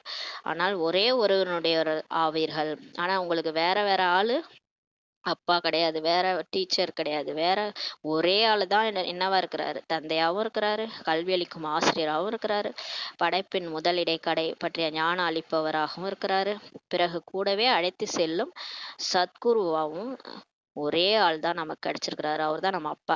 வேற எந்த மனுஷனும் இருக்கிறது இல்லை இந்த மாதிரின்னு சொல்லி சொல்றாரு. இந்த விஷயங்களை இப்போது நீங்க புரிஞ்சிருக்கிறீங்க. சத்தியுகத்தில் கூட முதல்ல மிகவும் சிறிய செடியாக தான் இருக்கும். 9 லட்சம் பேர் தான் இருப்பாங்க. அப்புறம் செடி முளைச்சு அப்படியே நிறைய மரமாயிடும். சிருஷ்டி மரம் வளர்ந்துகிட்டே வரும். மற்ற எல்லோரும் சாந்தி தாமத்துக்கு போயிடுவாங்க. தந்தைக்கு எல்லாருக்குமே தந்தை சத்கதி அளிக்கும் வள்ளல் எல்லாம் இருக்கிறாரு. அதனால்தான் அவருக்கு சத்கதி அளிக்கும் வள்ளல்னு சொல்லி சொல்லப்படுது. தந்தையே பத்தித்த பாவன பாபா வாருங்கள்ட்டு கூப்பிடுறாங்க. மறுபக்கம் பிறகு பரமாத்மா நாய், பூனை, கல்லு, மண்ணு எல்லாத்துலயும் இருக்கிறாருன்ட்டு சொல்லிடுறாங்க. ஏதாவது கஷ்டம்னா மேலே பார்த்து கையை கூப்பிடும் இந்த கடவுளே வான்ட்டு. ஆனா மற்ற நேரத்துல என்ன சொல்றது, கடவுள் அவர் இங்கே இருக்கிறாரு, எங்க நாய் பூனையில கூட இருக்கிறாருன்னு சொல்லி நாய்க்கு சாப்பாடு போடும்போது பைரவர் வராருன்னு சொல்ல வேண்டியது. பைரவர்னா அவர் ஒரு கடவுள்னு சொல்லி சித்தரிக்க வேண்டியது. அப்ப எல்லாருமே கடவுள்ன்ற மாதிரி நானும் கடவுள் நீனும் கடவுள் சர்வ வியாபின்ட்டு சொல்லிடுறாங்க. பாபா சொல்றாரு, எவ்வளோ அவருக்கு பேருக்கு நிந்தனை பண்ணிட்டாங்க. பரமாத்மா தந்தையை அவமதிக்கிறார்கள், நிந்தனை செய்றாங்க. உலகத்திற்கு அதிபதியாக ஆக்கும் தந்தையை போய் எப்படி நிந்தனை செய்றீங்கன்னு சொல்லி சொல்றாரு. இதற்கு தான் ராவணன் சகவாச தோஷம்ன்ட்டு சொல்லப்படுது. யார் கூட சேர்ந்துன்னு இந்த மாதிரி எல்லாம் பேசுனீங்கன்னு சொல்லி கேக்குறாரு. சகவாச தோஷன்றனால இப்படிலாம் பேசியிருக்கிறீங்க. சத்தியத்தின் தொடர்பு உயர்த்தும், தீய தொடர்பு வீழ்த்தும். நல்லவங்க கூட சேர்ந்தா நல்லவங்களா இருப்போம், கெட்டவங்க கூட சேர்ந்தா கெட்ட தொடர்பு தான் நம்மளை வீழ்த்திடும்னு சொல்லி சொல்றாரு. ஆத்ம உணர்வுலே வராது, தேக உணர்வுல போயிட்டு என்ன ஆயிடும், விநாச டைம்ல அவங்க விநாசம் ஆகிற மாதிரி நம்மளும் விநாசமாயிருவோம்னு சொல்லி சொல்றாரு. ராவண ராஜ்யம் ஆரம்பமாகி விடும்போது நீங்கள் விழ ஆரம்பிக்கிறீர்கள். நம்ம இந்த மாயா ராஜ்யம் நடக்கும்போது என்ன ஆகுது, அப்பதான் நம்ம வந்து அந்த காமம், கோபம், பற்று, ஆசை, அகங்காரம் எல்லாருக்குள்ளேயும் பரவ ஆரம்பிக்குது. கொரோனா வைரஸ் மாதிரி பரவுது.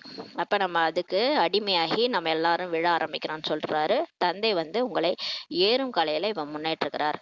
இப்ப கடவுளே வந்து அந்த அந்த தொற்று வியாதியில இருந்து நம்மளை விடுவிக்கிறாரு. எல்லாருக்கிட்டையும் வந்து அந்த நோய், காமம், கோபம், பற்று, ஆசை, அகங்காரம் மென்டல் ஹாஸ்பிட்டல்ல கொண்டு போய் நம்மளை விட்டுருச்சு.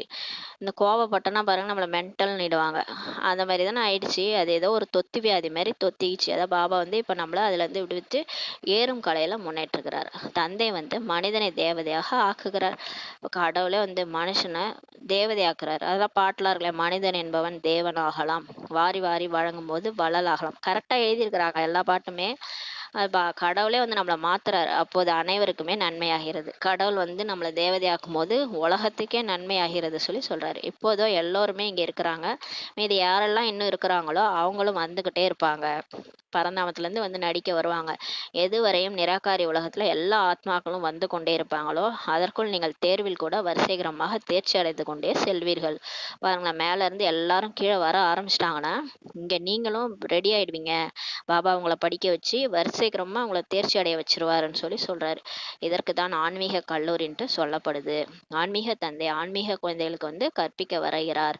ராவண ராஜ்யம் வந்த உடனேயே பின் சரீரம் விட்டு அப்பவித்திர தூய்மை இல்லாத ராஜாவாக ஆகிட்டீங்கன்னு சொல்லி சொல்றாரு. இப்படிலாம் படிக்க வச்சு அப்படிலாம் கொண்டு போய் உட்கார வச்சேன் சொர்க்கத்துல. ஆனா ராவண ராஜ்யம் வந்த உடனே அந்த தேவதை சரீரத்தை விட்டுட்டு தூய்மை இல்லாத ராஜா ஆயிட்டீங்க சொல்லி பாபா சொல்றாரு. தூய்மை இல்லாத ராஜானா துவாபர யுகத்துல ராஜாவா ஒற்றை கிரீடம் உடைய ராஜாவா ஆயிட்டீங்க. இரட்டை கிரீடம்னா தூய்மை கிரீடத்தோட லட்சுமி நாராயணனா இருந்தாங்க. இந்த ஒற்றை கிரீடம்னா துவாபர யுகத்து ராஜா. அவங்க என்ன பண்ணுவாங்க, அவங்க தூய்மை இல்லாம இருப்பாங்க. அதனால கோயில் கட்டி லட்சுமி நாராயணன் கோயில்ல போய் தலை வணங்குவாங்க. மேலும் தூய்மையான தேவதைகளுக்கு முன்னாடி தலை வணங்க முற்பட்டீர்கள். அதனாலதான் நீங்க போயிட்டு கோயில் கட்டி லட்சுமி நாராயணன் முன்னாடி போய் தலை வணங்குனீங்கன்னு சொல்லி சொல்றாரு. ஆத்மா தான் தூய்மையற்றதாக அல்லது தூய்மையானதாக ஆகிறது. உண்மையிலே இங்க சரீரம் ஒண்ணுமே இல்லை. சரீரம் போயிடும், அது ஒரு பாக்ஸ் மாதிரி. அது என்ன, அது ஆத்மா இருக்கிற வரைக்கும் அது இயங்கும். ஆத்மா உயிர் போயிடுச்சுன்னா அந்த உடலை கொண்டு போய் எரிச்சிடுறாங்களே, அந்த மாதிரி சரீரத்துல ஒண்ணுமே கிடையாது. இந்த ஆத்மா தான் இங்க தூய்மையாகுது, தூய்மையற்றதா ஆகுது சொல்லி சொல்றாரு. ஆத்மா பதீதமாக இருக்கும்போது சரீரம் கூட தூய்மையற்றதாக கிடைக்கிறது. இப்ப ஆத்மா வந்து தூய்மை இல்லாம அந்த காம, கோபம், பற்று, ஆசை, அகங்காரத்துல போகுதுன்னா அடுத்த ஜென்மமும் அது அதே மாதிரி சரீரம் தான் அதுக்கு கிடைக்கும். அதுலயே போயிட்டு அது உழலும். சரீரம் கூட கருப்பா பிறக்கிறது, அங்கஹீனமா பிறக்கிறதுலாம் அது செஞ்ச பாவத்துக்கு தகுந்த மாதிரி அந்த சரீரம் கிடைக்குதுன்னு சொல்லி பாபா சொல்றாரு. அதனாலதான் அந்த ஒரு அம்மாவோட வயித்துல இருக்கும்போது அந்த குழந்தை கத்துது, கதறுது. ஏன்னா வந்து பழைய ஜென்மத்தை அவர் காட்சி காட்டுறாரு. நீ இந்த மாதிரிலாம் பண்ணல, இந்த மாதிரிலாம் அனுபவிக்க போற, அடுத்த ஜென்மத்துல நீ அதே வீட்டுல போய் இப்படியேதான் பிறப்ப. நீ போன ஜென்மத்துல யாரையாவது கையை வெட்டியிருந்தனா கை இல்லாம பிறப்பாங்க, காலை வெட்டியிருந்தனா கால் இல்லாம பிறப்பாங்க. இதெல்லாம் கேள்விப்பட்டா அந்த குழந்தை என்ன பண்ணும்? அதனாலதான் வயித்துல அது துடிக்குது. அத கர்ப்ப சிறைன்னு சொல்றாரு பாபா. கர்ப்ப சிறையில அனுபவிக்குது துன்பத்தை 9 மாசமும். அது துடிக்குது. அததான் வந்து ஐயோ குழந்தை உதைக்குது, அழகா உதைக்குதுன்னு நம்ம இங்க நினைக்கிறோம். கடைசியில அந்த ஆத்மா வந்து துடிக்குது. ஐயோ நம்ம எப்ப வெளியில வருவோம், ஐயோ கடவுளை என்னை விட்டுடுன்ட்டு கடவுள்கிட்ட கெஞ்சுது. வேணாம், எனக்கு வேற ஜென்மம் வேணாம், என்னை விட்டுடுன்னு சொல்லி கெஞ்சுது. பாபா சொல்றாரு. அதுக்கு பத்தித்தமா ஆத்மா இருக்கும்போது சரீரம் கூட பத்தித்தமா தான் கிடைக்குது. உண்மையான தங்கத்தில் கலப்படம் செய்யும் போது என்ன ஆயிடுது, கலப்படம் உடைய நகை ஆகிடுது இல்லையா. இப்பெல்லாம் வர்றது எங்க உண்மையான தங்கமே கிடையாது, சொக்கா தங்கமே கிடையாது. அதுல ஏதோ கலக்குறாங்க இல்லையா. 24 கேரட் அப்படிதான் இப்பெல்லாம் கிடைக்குது. அது கலப்படம் உடைய நகையாயிடுது சொல்றாரு. அதே மாதிரிதான் இப்ப ஆத்மா தங்கமா இருந்ததுலயே அதுல வந்து துரு படிஞ்சிருச்சுன்னு சொல்லி சொல்றாரு. இப்போது ஆத்மாவில இருந்து துரு நீங்குவது எப்படி எப்படின்னு சொல்லி கேட்குறாரு. அந்த தங்கமாக இருந்த ஆத்மாவில் அந்த துருவை எப்படி நம்ம நீக்கிறது, எப்படி தங்கத்தை இதில் அக்னியில் போட்டு உருக்குறாங்க இல்லையா, அந்த மாதிரி தான் இங்கேயும் யோக அக்னி வேண்டும் சொல்லி பாபா சொல்கிறாரு. பாபாவை நினைக்கணும். நான் மற்றும் என்னுடைய அப்பா, நான் ஆத்மா என்னுடைய அப்பா அப்படின்ட்டு அந்த யோக அக்னி கிளம்பும் போது தான் ஆத்மா தூய்மை ஆகும். பாபாவை நினைக்க நினைக்க ஆத்மா தூய்மை ஆகும்னு சொல்லி சொல்றாரு. அதன் மூலம் உங்களுடைய பாவங்கள்லாம் விநாசமாயிடும். ஆத்மாவில் என்னென்ன கலந்துருக்கு, வெள்ளி, செம்பு மற்றும் இரும்பு படிஞ்சிருக்குன்னு சொல்லி சொல்றாரு. கலியுகத்துல நடிச்சு நடிச்சு இரும்பு கரை படைஞ்சிருக்குது, துவாபர யுகத்துல நடிச்சு நடிச்சு செம்பு கரை படைஞ்சிருக்கு, சத்தியுகத்துல திரேதாயுகத்துல நடிச்சு நடிச்சு வெள்ளி கரை படிஞ்சிருக்குது. அதனால இந்த 3 கரையும் நீங்க நீக்கினாதான் சொத்த தங்கமாயிடுவீங்க. அப்ப தங்க யுகத்துக்கு நீங்க போக முடியும்னு சொல்றாரு. இதுதான் துரு ஆகும். இந்த துரு தான் வெள்ளி, செம்பு, இரும்பு தான் துருவா படிஞ்சிருக்குது சொல்லி சொல்றாரு. அதை நீக்கிறதுக்கு அவ்வளோ கஷ்டமா இருக்கு. அந்த இரும்பு கரையை நீக்கிறதுக்கே பாபாவுக்கு அவ்வளோ கஷ்டமா இருக்குது. ஏதாவது சொன்னா கோச்சிக்கிறாங்க. முரளியில இதை பாபா இதை சொல்லிட்டாருன்னா கோச்சிக்கிட்டு மறுநாள் வரவே மாட்டுறாங்க. ஏன்னா அந்த அளவுக்கு கரை படிஞ்சிருக்குது ஆத்மால. ஆத்மா உண்மையான தங்கமாகும் சொல்லி பாபா சொல்றாரு. உண்மையிலே ஆத்மா எல்லாருமே சொக்க தங்கம், நீங்க என்னுடைய குழந்தைகள்னு சொல்லி சொல்றாரு. ஆனா அந்த ஆத்மா இப்ப என்னவாயிடுச்சு, பொய்யானதா ஆயிடுச்சு. இப்ப பொய்யாயிடுச்சு. உண்மையான சத்தியமானவர் சிவனுடைய குழந்தைகள். சத்தியமா இருந்த ஆத்மா, தங்கமா இருந்த ஆத்மா இப்ப இரும்பு மாதிரி ஆயிட்டு பொய்யானதா ஆயிடுச்சு. பொய் சொல்லுது ஆத்மான்றாரு. அந்த துரு நீங்குவது எப்படி? அப்ப இந்த துரு எப்படி நீக்கணும்னா பாபாவை நினைக்கணும். இது யோக அக்னி.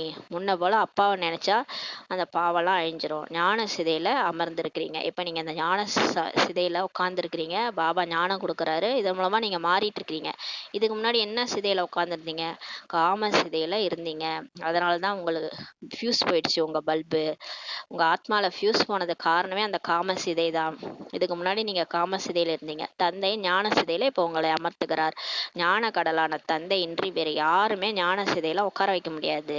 மனிதர்கள் பக்தி மார்க்கத்துல எவ்வளவு பூஜை செய்யறாங்க. ஆனா யாரை பற்றியும் அறியாமல் இருக்கிறார்கள். பூஜை சேருமா தவிர அந்த விநாயகர் யாரு, அந்த லட்சுமி யாரு, இந்த நாராயணன் யாரு, இந்த முருகர் யாரு, இந்த பிரம்மா யாரு, விஷ்ணு யாரு, சங்கரர் யாரு, ஒருத்தவங்கள பத்தியும் தெரியாது. ஆனா சிலையா உட்கார வச்சு பூஜை மட்டும் பண்ணுவோம். நல்லா பொங்கல் வைப்போம், புள்ளையார் பிடிச்சி வைப்போம். அப்புறம் புள்ளையார வச்சு நல்லா கொழுக்கட்டை சுட்டு வச்சு படைச்சி தூக்கிட்டு போய் கடாச்சிருவோம். இதெல்லாம் ஒரு பொம்மை பூஜை. அதான் பாபா சொல்றாரு, பொம்மை பூஜை மாதிரி செய்யறாங்க. ஆனா எதை பத்தியும் தெரியாம செய்யறாங்க. இப்போது நீங்கள் அனைவரை பற்றியும் அறிந்துள்ளீர்கள். இப்ப நம்ம எல்லார பத்தியும் தெரிஞ்சுக்கிட்டோம். இந்த தேவதைகள்லாம் யாரு, இவங்களை யார் ரெடி பண்ணாது, இவங்கெல்லாம் தேவதையா எப்படி ஆனாங்க, இது எல்லாமே நம்ம தெரிஞ்சுக்கிட்டோம். நீங்கள் அனைவரும் இப்போது தேவதை ஆகிறீர்கள். பாபா சொல்றாரு, இப்ப நம்ம தெய்வீக குணத்தை தாரணை பண்ண வச்சு நம்மளை இப்ப தேவதையாக்குறாரு பாபா. அவருடைய உதவியாளரா ஆகிறது மூலமாகவே நமக்கு அந்த தகுதி வந்துருது. விநாயகர்ன்றவர் விக்னத்தை விநாசம் செய்பவர்கள், தடையை அழிப்பவர்கள். யார் தன்னுடைய வாழ்க்கையினுடைய தடையும் அழிச்சு மற்றவங்க தடையை அழைக்கிறாங்களோ அவங்கதான் விநாயகர். பாபா இந்த மாதிரி எல்லாத்தையும் புரிய வைக்கிறாரு. பின் பூஜையின் விஷயமே முடிந்து போய்விடுகிறது. இந்த மாதிரி ஞானம் வரும்போது பூஜை பூஜை பண்ணணுன்ற பக்தி பண்ணணுன்ற எண்ணமே நமக்கு முடிஞ்சு போயிடும். ஏன்னா நம்ம ஞானத்தினுடைய பலன் அடைய அடைய நம்ம பக்தியில வெளியே வந்துடும் சொல்லி பாபா சொல்றாரு. ராவண ராஜ்யம் ஆரம்பமாகும் போது பக்தி ஆரம்பமாகிறது. ஆனா திரும்ப நம்ம தேக உணர்வுல வரும்போது, ஆத்ம உணர்வை இழக்கும் போது திரும்ப நம்ம பக்தி பண்ண ஆரம்பிச்சிருவோம்னு சொல்லி சொல்றாரு. நல்லது. இனிமேலும் இனிமையான காணாமல் போய் வெகு காலம் கழித்து கண்டெடுக்கப்பட்ட குழந்தைகளுக்கு தாய் தந்தை பாப்தாதாவின் அன்பு நினைவுகள் மற்றும் காலை வணக்கம். ஆன்மீக குழந்தைகளுக்கு ஆன்மீக தாய் தந்தை நமஸ்காரம். நாம் ஆன்மீக குழந்தைகள் ஆன்மீக தாய் தந்தைக்கு நமஸ்காரம். தாரணைக்கான முக்கிய சாரம். ஃபர்ஸ்ட் பாயிண்ட், தண்டனைகளிலிருந்து விடுபட வேண்டும் என்றால் வெற்றி மாலையின் மணி ஆவதற்காக முயற்சி செய்ய வேண்டும். தண்டனை அடையாம இருக்கணும்னா நல்ல முயற்சி செய்யணுன்றாரு. ரொம்ப கஷ்டம்தான். பாபா சொல்றாரு, நல்ல முயற்சி பண்ணுங்க, தண்டனை அடையாம போகணும்னா. ஆன்மீக வழிகாட்டியாகி அனைவருக்கும் சாந்தி தாமமாகிய வீட்டிற்கான யாத்திரை சேவிக்க வேண்டும். எல்லாருக்கும் நீங்க வழிகாட்டி எல்லாருக்கும் பரந்தாமம் போறதுக்கான யாத்திரையை செய்ய வைக்கணும். யோகா கற்றுக் கொடுக்கணும் எல்லாருக்கும். 2வது பாயிண்ட், நினைவு யாத்திரை அதிகரிச்சு எல்லா பாவங்கள்லேருந்து விடுபட்டவராக ஆகணும்.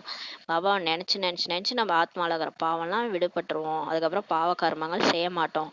யோகா அக்னி மூலமாக ஆத்மாவை உண்மையான தங்கமாக ஆக்கணும்னு சொல்லி பாபா சொல்றாரு. பாபா நினச்சி நினச்சி ஆத்மா சொக்க தங்கமா மாறிடும், திரும்ப சதோ பிரதானமாக ஆகணும்னு சொல்லி சொல்றாரு. வரதானம், ஒவ்வொரு நேரமும் கடைசி நேரம் என புரிந்து சதா எவரடியாக இருக்கக்கூடிய தீவிர புருஷார்த்தி ஆகுக. இதுதான் மம்மாவுடைய ஸ்லோகன். அர்கடி அந்திம் கடி அப்படின்னு நம்ம அம்மா வந்து நினைச்சாங்க. அவங்க அவங்க தங்கச்சி இறந்த உடனே அவங்க ஏதோ ஒரு டைஃபாய்டு வந்து இறந்துட்டாங்க. அதை அதை இறங்கும் போதே அவங்க அப்பயே புரிஞ்சிட்டாங்க, இந்த வாழ்க்கை நிலையில என்ன வேணாலும் எப்போ வேணாலும் நடக்கலாம், நமக்கு கூட எந்த நேரம் வேணா மரணம் வரலாம். அதனால நம்ம இந்த இந்த செகண்ட் கூட என்னோட கடைசி செகண்ட்னா அப்போ நம்ம எப்படி உருகி உருகி பாப்பாவை நினைக்கணும். மற்ற விஷயங்கள்ல போக நமக்கு எப்படி மனசு வரும்? இந்த நேரம் கடைசி நொடி, இதோட நமக்கு வாழ்க்கை முடியுதுன்னா எவ்வளோ ஒரு பயம் வரும். அப்போ உடனே நம்ம என்ன செய்வோம்? பாபான்னு நினைக்கணும் இல்லையா? அந்த மாதிரி நினைச்சுக்கிட்டு சதா எவரடியா இருக்கக்கூடிய தீவிர முயற்சியாளர் ஆகுக. சாதாரண புருஷார்த்தி மாதிரி இருக்காம தீவிர புருஷார்த்தி ஆகுங்கன்னு சொல்லி பாபா வரதானம் கொடுக்குறாரு. இன்றையிலிருந்து நம்ம தீவிர புருஷார்த்தி ஆயிடணும். பாபா சொல்றாரு, தனது கடைசி நேரத்தை பற்றி எந்த ஒரு நிச்சயமும் இல்லை. எப்ப யாருக்கு மரணம் வரும் அது வந்து யாருக்குமே தெரியாது இல்லையா? நேற்று பார்த்திருப்போம், இன்னைக்கு அவங்க இறந்துட்டு இருப்பாங்க. ஏதோ ஒரு பிரச்சனை வாழ்க்கையில, இன்னைக்கு அவங்க இல்லை, அது நல்லாவே நம்ம பார்க்குறோம். அதனால நமக்கும் எப்போ கடைசி நேரம் வரும்ன்றது எந்த நிச்சயமும் இல்லை சொல்லி பாபா சொல்றாரு. ஏன்னா ஹார்ட் அட்டாக் வருது, டக்குன்னு போயிடுறாங்க. அதனால எதுவுமே நிச்சயம் இல்லை சொல்றாரு. எனவே ஒவ்வொரு நேரத்தையும் கடைசி நேரம்ட்டு புரிஞ்சுக்கிட்டு எவர் ரெடியாக இருங்கள். எப்பவுமே ரெடியா இருங்க. பாபா கூப்பிட்டா போயிடணும். ஏன்னா இப்போ உலகமே நிரந்தரம் இல்லாத மாதிரி இருக்குது. திடீர்னு பாருங்க, அந்த வயநாடுல அந்த சரிவு வந்து நிலச்சரிவு வந்து அவ்வளோ பேர் இறந்துட்டாங்க. அந்த மாதிரி அவங்க நினச்சி பார்த்துருப்பாங்களா இந்த மாதிரி நம்மளாம் இறக்க போறோன்ட்டு? அந்த மாதிரி அதான் பாபா சொல்றாரு, எந்த நேரம்னா என்ன வேணாலும் நடக்கும், கடைசி நிமிஷம் எப்போ வேணாலும் வரும். அதனால நீங்க எவர் ரெடியா இருங்கன்னு சொல்லி பாபா சொல்றாரு. எவர் ரெடி என்றால் தீவிர புருஷார்த்தி ஆகுவது தான் எவர் ரெடி. அதனால பயந்துடக்கூடாது. பாபா ஒழுங்கா சீக்கிரம் முயற்சி பண்றதுக்காக தான் இந்த மாதிரி ஒரு ஸ்லோகனை மனசுல வச்சுக்கிட்டா நம்ம ஒழுங்கா பண்ணுவோம் இல்லையா? அதனால சொல்றாரு, எவர் ரெடினாலே தீவிர புருஷார்த்தி, தீவிர முயற்சியாளர். எப்போதோ விநாசம் ஆவதற்கு கொஞ்ச காலம் பிடிக்கும், ஆனாலும் கொஞ்ச நேரம் இருக்குது. பாபா சொல்றாரு, இப்படி நினைக்காதீங்க, இப்படி நினைக்காதீங்க, விநாசம் ஆகிறதுக்கு இன்னும் கொஞ்ச நாள் இருக்குது, அதன் பிறகு தயாராகும் என்று அந்த மாதிரி யோசிக்காதீர்கள். இன்னும் விநாசம்லாம் அதுக்குள்ள வராது. பாபா சொல்றாரு, எங்க வருது, பொறுமையா வரும். நம்ம இன்னும் கொஞ்சம் கொஞ்சம் பொறுமையா மாறிக்கலாம். அதுக்குள்ளார ஸ்ரீமத்தை எல்லாத்தையும் ஃபாலோ பண்ணணும். அதுக்குள்ளார நம்ம எல்லா ஸ்ரீமத்தையும் ஃபாலோ பண்ண தேவையில்ல. பாபாவை ரொம்ப நினைக்காம அப்படியே அசால்ட்டா இருக்கிறது, அந்த மாதிரிலாம் இருக்காதீங்க சொல்லி சொல்றாரு. அப்படி இல்லை, ஒவ்வொரு நேரமும் கடைசி நேரம். பாபா சொல்றாரு, இந்த நொடி கடைசி நொடி. எனவே சதா பற்றற்றவரா ஆகுங்க, விகல்பமற்றவரா ஆகுங்க. யார் மேலேயும் பற்று வைக்காதீங்க, மோகமற்றவரா ஆகுங்க. விகல்பமற்றவர்னா வீண் சங்கல்பம், தேவையில்லாத எண்ணங்களை உருவாக்காதீங்க. வீணானவை கூட இருக்கக்கூடாது. வீணான விஷயங்கள் எதுவுமே இருக்கக்கூடாது. உருவாக்குற ஒவ்வொரு எண்ணமும் நல்ல எண்ணமாக தான் இருக்கும். வாயில வர வார்த்தைகளும் நல்ல வார்த்தைகளாக தான் இருக்கும். அது நம்ம குறித்தாலும் சரி, மற்றவங்களை குறித்தாலும் சரி. மற்றவங்களுக்கும் நல்லதான் நினைக்கணும், நம்ம வாழ்க்கையை குறித்தும் நல்லதான் நினைக்கணும். ஐயோ இப்படி ஆயிடுச்சு, அப்படி ஆயிடுச்சு, எனக்கு இப்படி ஆயிடுமோ அப்படி ஆயிடுமோ அப்படிலாம் கூட நமக்காக கூட நினைக்க கூடாது. எல்லா விஷயமே நல்லதுக்கு தான் நடக்குது, அதை பாபா சொல்றாரு. அப்போதுதான் எவரடியான சொல்வார்கள். இந்த நொடி கடைசி நொடின்ட்டு நல்ல எண்ணங்களை உருவாக்கிட்டு சுபபாவனை சுப ஆசை வச்சு பாபா நினைவுல இருக்கிறது, இதுதான் எவரடின்ட்டு சொல்லுவாங்க. எந்த ஒரு காரியமும் மிச்சம் இருக்கலாம், ஆனா நம்மளுடைய காரியம் இருக்கும், நம்ம செய்ய வேண்டியது கர்ம கணக்கு ஏதாவது இருக்கும். ஆனாலும் தனது ஸ்திதியை சதா விடுபட்டதாக இருக்க வேண்டும். ஆனா நம்ம ஸ்திதி வந்து எப்படி இருக்கணும்னா, இது என்னுடைய பழைய பிரிவு, அந்த பழைய பிரிவோட கணக்கு வழக்கு முடிஞ்சிட்டு இருக்குது, அதெல்லாம் முடிச்சுட்டு தான் நான் போவேன். ஆனா அதுல நான் ஒன்றி போய் நடிக்க மாட்டேன், நான் விடுபட்டு இருப்பேன்.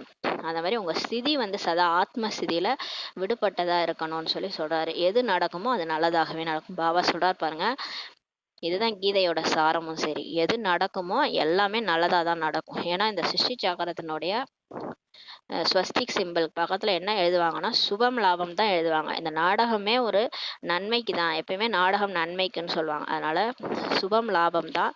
எந்த ஒரு விஷயம் நடக்குதுனாலும் அது நல்லதுக்கு தான் சொல்லி பாபா சொல்றாரு. அதுக்கு ஒரு கதை கூட அந்த பகவான் பாய் பிரதர் சொன்னாரு.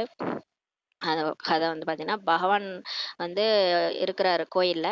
அப்போ கோயிலில் வந்து ஒரு பக்தர் வராரு. வந்துட்டு, என்னப்பா நீ ஜாலியாக நின்றுட்டுருக்குற, உனக்கு என்னப்பான்னு சொல்லி பகவானுக்கிட்ட பேசுகிறாரு. சரிப்பா நீ என்னுடைய வேலையை பாரு, நான் உன்னுடைய வேலையை பார்க்குறேன்னு சொல்லி அந்த பக்தர்கிட்ட சொல்கிறாரு. அப்போ வந்து உடனே பக்தர் வந்து பகவானா நிற்கிறாரு. ஆனால் பகவான் சொல்கிறாரு, நீ வந்து எந்த விஷயத்துக்கும் ரியாக்ட் பண்ணக்கூடாது, என்ன வேணாலும் நடக்கும், நீ ரியாக்ட் பண்ணக்கூடாதுன்னு சொல்லி சொல்கிறாரு. அப்போ சரின்னு சொல்லிட்டு அவர் சொல்லிடுறாரு. உடனே பகவான் போயிடுறாரு.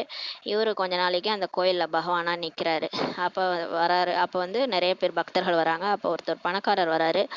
அவரு கடவுள்கிட்ட அவருக்கு நன்றி சொல்லிட்டு பேக்கெட்டில் பர்ஸ் எடுக்கும்போது பர்ஸு கீழே வந்துடுது. உடனே அதுக்கப்புறம் என்ன ஆகுதுன்னா, பர்ஸு கீழே வந்தோடனே இவருக்கு உடனே துடிக்குது. நம்ம சொல்லிடணும், ஐயோ பர்ஸு கீழே விழுது அப்படின்னு சொல்லணும்னு நினைக்கிறாரு.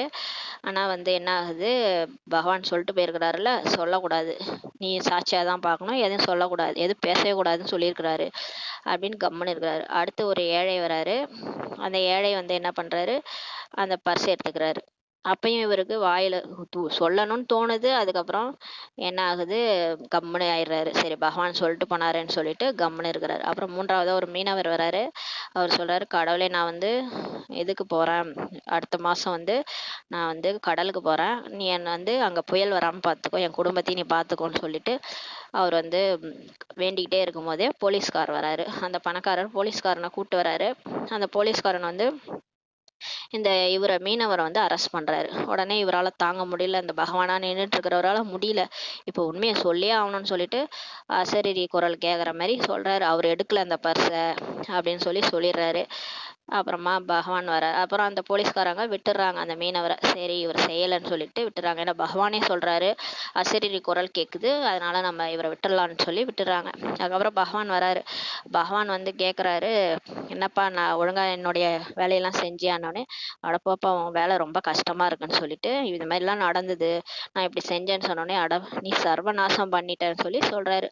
என்ன நான் பண்ண நல்லது தானே செஞ்சேனோடனே, இல்லை அந்த மீனவர் வந்து கடலுக்கு போகிறாருல, அப்போ வந்து புயல் வரப்போகுது, புயல் வந்தால் அவர் இறந்துருவாருன்னு சொல்லிட்டு தான் நான் வந்து இந்த மாதிரி ட்ராமாவில் இந்த மாதிரி ஒன்று நல்லது நடந்துருந்து, நீ அதை கெடுத்துட்ட, அதனால் எது நடந்தாலும் நன்மைக்கு தான், அதை நம்ம சாட்சியாக இருந்து பார்க்கணும், ஏன் நல்லதோ கெட்டதோ அது ட்ராமாவில் இருந்தது நடக்குது, அதனால் பாபா சொல்கிறாரு எது நடக்குமோ அது நல்லதாகவே நடக்கும்னு சொல்லி பாபா சொல்கிறாரு. ஸ்லோகன்: சட்டத்தை தன் கையில் எடுத்துக்கொள்வது கோபத்தின் அம்சமாகும். யார் என்ன நடந்தாலும் சரி, நம்ம வாழ்க்கையில் நடக்கிறது எல்லாத்துக்குமே கடவுள் தர்மராஜ் இருக்கிறாரு, அவர் எல்லாத்தையும் பார்த்துக்குவாரு. நம்ம அமைதியாக போயிடணும். சட்டத்தை நம்ம கையில் எடுத்துக்கிறோம் அப்படின்னா, நம்ம கோபப்படுறோனாலே நம்ம சட்டத்தை நம்ம கையில் எடுத்துக்கிறோன்னு அர்த்தம். நம்ம எடுக்க தேவையில்ல, அதை தர்மராஜ் பார்த்துக்குவாருன்னு சொல்லிட்டு விட்டுறணும். அதனால் யாரெல்லாம் சட்டத்தை தன் கையில் எடுத்துக்கிறாங்களோ அவங்க வந்து கோபத்தினுடைய அம்சம் அவங்கள்ட்ட இருக்குன்னு அர்த்தம்னு சொல்லி பாபா சொல்கிறாரு. ஓம் சாந்தி.